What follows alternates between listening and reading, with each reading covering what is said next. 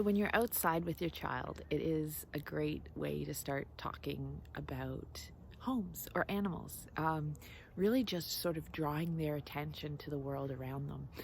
And you don't necessarily need to be in a woods to do that.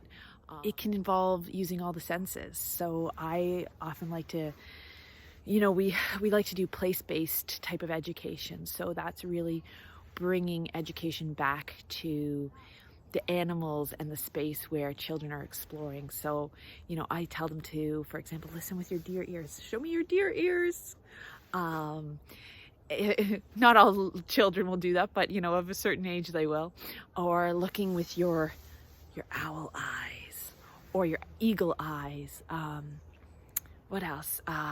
Walking softly with your fox feet or your coyote feet or your mountain lion feet, so that we don't scare anything away.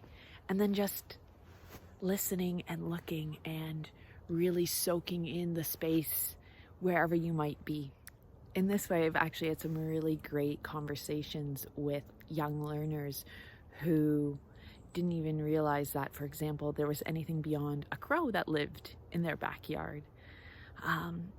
So yeah, it's just a great way to really start connecting your learners to the space that they're in. I always recommend starting with a nature walk. It helps children get some of their energy out. You can run with them. You can pretend to be the different animals that live in the area while you run.